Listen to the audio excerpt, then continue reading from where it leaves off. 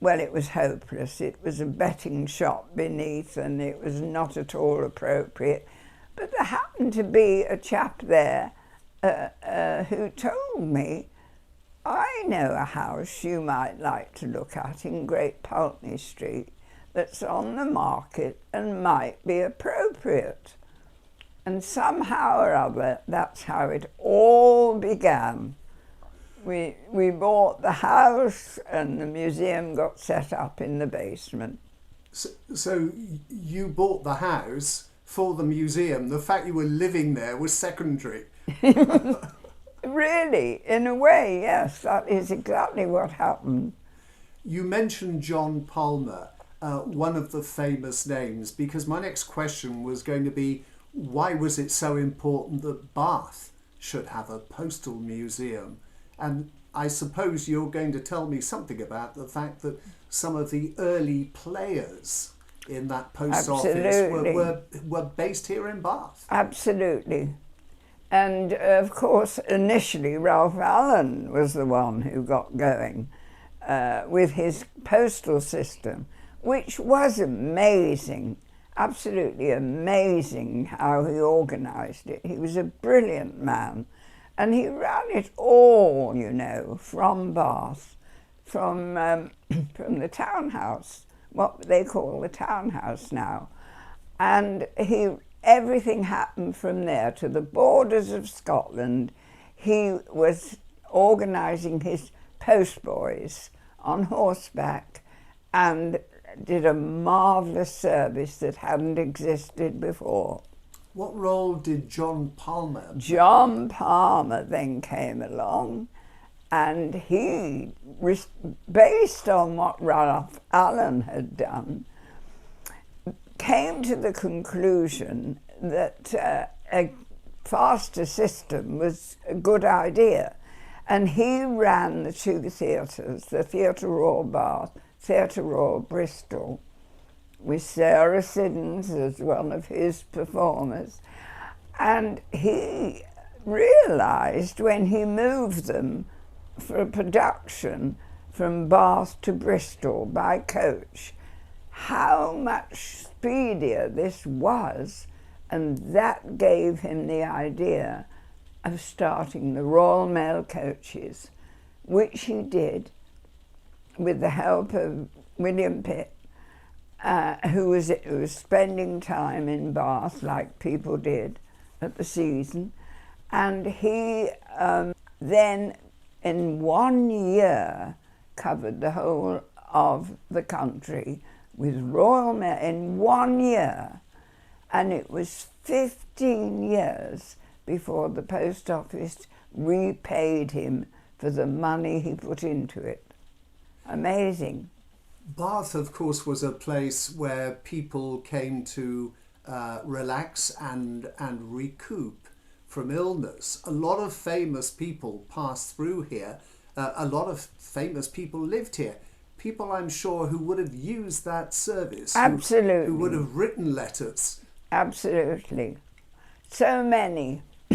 I mean, we think of Jane Austen writing to her sister Cassandra, which she regularly did. She would have used it, and people would, that's the Ralph Allen service, of course, because it was before John Palmer, and they would have realised how much quicker it was because of Ralph Allen's marvellous service that he organised. The museum eventually moved. You are currently under what was the post office before Yes. it moved out, just across the road from Waitrose. Yes. There are problems for you being in the basement, aren't there? Especially now upstairs is empty as well. There are problems, definitely. For one thing, we don't have a window like we had in Broad Street when we were there, and we had to leave Broad Street, and we have stairs going down. And although we have a film at the top to reassure people what they're going to see to come down, we often see them standing there looking uncertain about going down the stairs. It would be so much better if we were on the level. How much of a problem is it for you in your search for new premises? It's a great problem.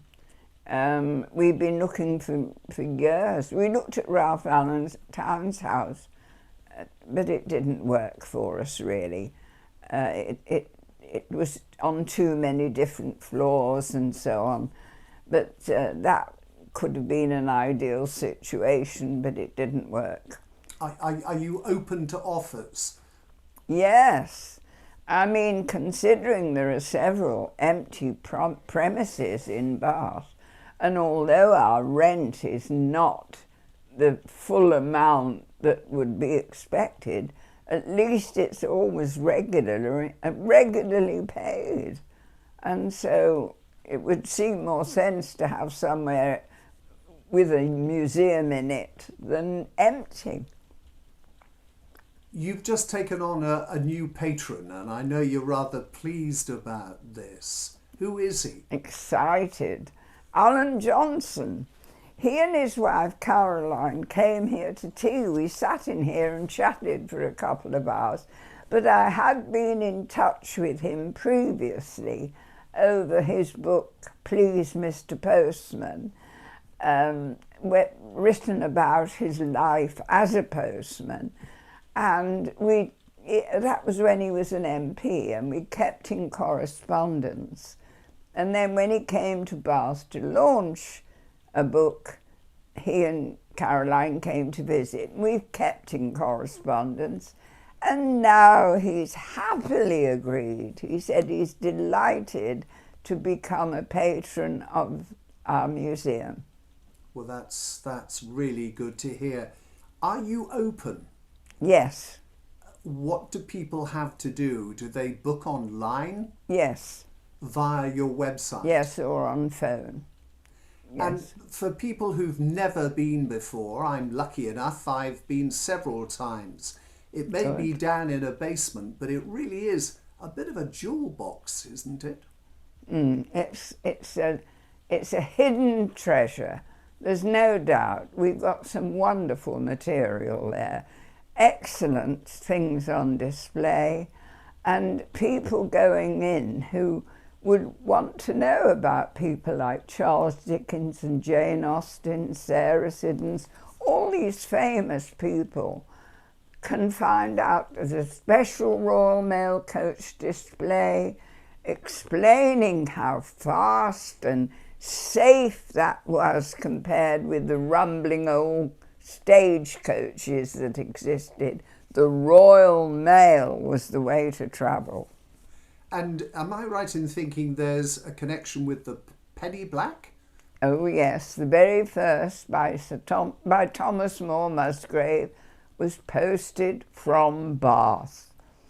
Yes. That is a definite plus. Yes.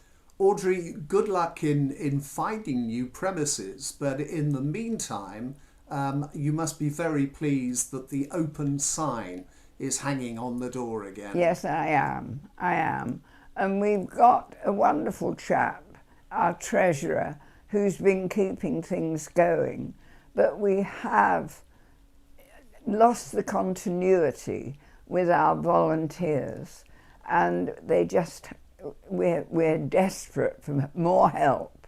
We need more help, and then we can open more often. We're only open on 2 days at the moment, but we need help, and it's a very friendly place to be, and you meet the most interesting people.